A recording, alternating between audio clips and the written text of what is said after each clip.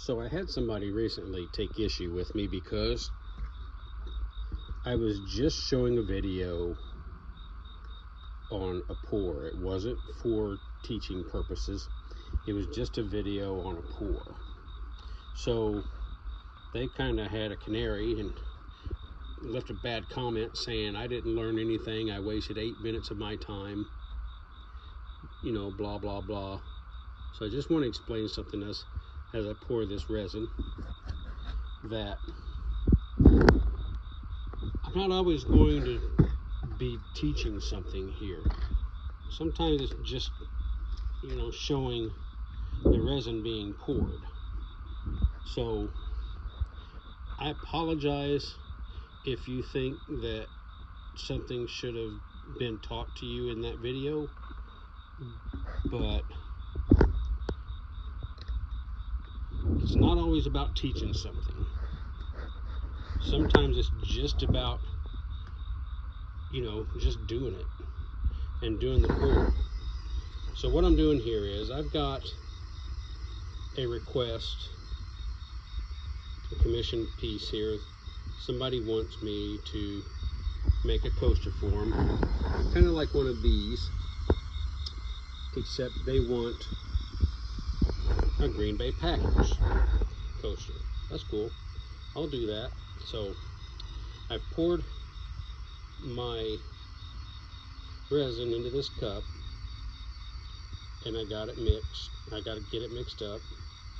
So what I'm doing is I'm just kind of running around this, running around the edges of the cup, trying not to lift my paddles out too much, because if I do, it'll create more bubbles. So typically what I do is I just go both directions for a few minutes, and I just want to get this good and mixed up. And what I'm going to do is, in order to make these, is you got to pour a clear coat in first.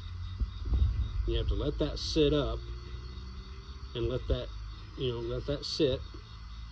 And once it gets set up, you can pour your other colors on top of it. I've got a sticker that I'll be putting on top of this, and I'll show you. So what I'm doing here is I take this out and I try to get as much resin off of it as I can before I clean it up.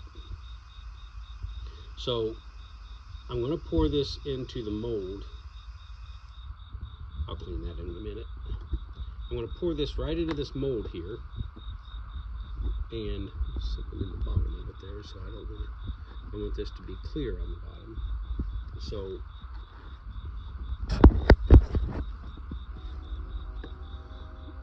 I'm just going to pour just enough. I'm not too worried about these bubbles because they'll come out. This resin is the resin I use for everything. Now the trick to this is you don't want to fill the mold. You want to just get enough to where you've got room to pour on top of that. So let's move this over here. I'll go ahead and get another one started. That way, when I make these, I can make a second one. Not sure which team I'll do, but the first one's going to be Green Bay Packers. I might do Steelers or something like that. So the end result after you do these is you got the back. This is what the back looks like after I pour the resin on the back side of it. And then this is with the sticker laid in there, and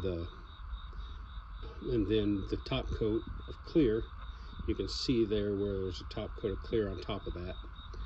That's basically how they turn out. Same thing. So the square ones kind of look like this. Once again, see there's a top coat of clear, and there's a bottom coat of color. So you start with the clear, then you lay the sticker on top of it, and once this sets up a little bit, now I'm using alcohol. So the alcohol is going to take the bubbles out of it. And it will take the bubbles out of it. So I got a little bit more left. So let's just go ahead and pour some in. See that little dot of resin that's there? Believe it or not, that'll disappear. Alright, so we're going to go ahead and clean up the rest of this resin. I'll scrape out the rest into here in a minute. I only have one hand to do this with. So that's step one. We got the resin poured into 3 of those. And then what I'm going to do is I'll just be taking, you know, a sticker like this.